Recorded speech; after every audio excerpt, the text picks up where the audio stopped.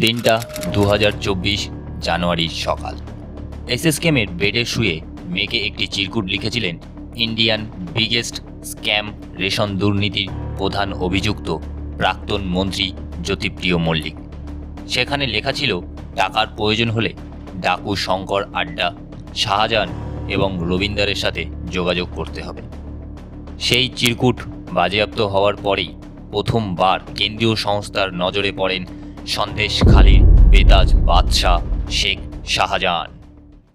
স্বাধীন ভারতের জনগণ হওয়া সত্ত্বেও যেখানে সাধারণ মানুষের কোনো স্বাধীনতা নেই, বছরের পর বছর অত্যাচারের শিকার, যেখানে ঘরের মা বোনেরা সুরক্ষিত নয়, জানেন ভারতবর্ষের কোথায় অবস্থিত এই সন্দেশখালী? কে এই বেতাজ বাদশাহ শেখ শাহজাহান? ভারতবর্ষের পশ্চিমবঙ্গ জেলার নর্থ 24 পরগনায় নদীর ধারে অবস্থিত ছোট্ট একটি বদ্বীপ হচ্ছে সন্দেশখালী, যেখানে মানুষের প্রধান জীবিকা মৎস্য চাষ এবং ধান চাষ। পিতা মশিবুর মোল্লার প্রথম পক্ষের বড় ছেলে শেখ শাহজাহান, জন্ম 1971 সালে। বাংলাদেশ থেকে বিয়ে করে আনা দ্বিতীয় পক্ষের দুই ছেলে, শেখ সিরাজউদ্দিন আখতার ও শেখ আলমগীরকে নিয়ে তিন ভাই। মধ্যবিত্ত পরিবারে পেটের দায়ে 1999 সাল থেকেই ট্রাক্টর চালানো, বাসের কন্ডাক্টরি, কখনো লোকাল মার্কেটে সবজি বিক্রি করা শেখ শাহজাহানের নামে আজ 16টা জায়গা দখল, 15টা মার্ডার ও অ্যাটেম্পট মার্ডার, 5টা রেপ, 17টা কনস্পিরেন্সি কমপ্লেন্টস রয়েছে। 2003 সাল সরবেরিয়া অঞ্চলের পঞ্চায়েত প্রধান সিপিএমের নেতা মুসলিম শেখের হাত ধরে পলিটিক্সে প্রথম পদার্পণ শেখ শাহজাহানের। মুসলিম শেখের সাথে দাদু নাতির সম্পর্ক হওয়ায় এলাকার ইটভাটা ও ভেড়ি থেকে তোলা আদায়ের দায়িত্ব শেখ শাহজাহানের উপর দেয় মুসলিম শেখ। সেখান থেকেই শুরু হয় শেখ শাহজাহানের ভাইগিরি, সেখান থেকেই আরেক নামের পরিচিতি হয় ভাই। 2004 সালে সিপিএমের ইউনিয়ন লিডার হয়ে মুসলিম শেখকেও ছাপিয়ে আরও অনেক বেশি ক্ষমতার মালিক হয় শেখ শাহজাহান। 2009 সালে পশ্চিমবঙ্গে টিএমসি ক্ষমতায় এলেও সন্দেশখালীতে সিপিএম থেকে যায় একমাত্র শেখ শাহজাহানের ক্ষমতায়।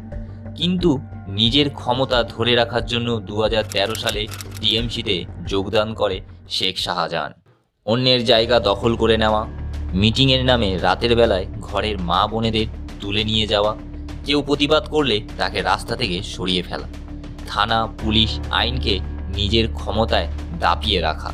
বিপুল ক্ষমতাশালী শেখ শাহজাহানের বাড়িতে 5ই জানুয়ারি সকাল 10টায় যখন ইডি অফিসাররা জিজ্ঞাসাবাদ করতে যায়, তখন শেখ শাহজাহানের অনুগামীরা ইডি অফিসারদের উপর হামলা করে। সেখান থেকে কোনো প্রকারে প্রাণ বাঁচিয়ে ইডি অফিসাররা হাসপাতালে ভর্তি হয়। তারপরে শেখ শাহজাহান বেপাত্তা হয়ে যায়।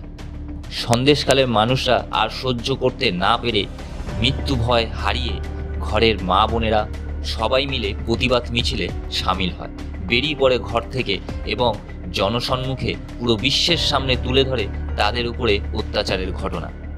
তার 55 দিন পরে 29শে ফেব্রুয়ারি শেখ শাহজাহান গ্রেপ্তার হয়।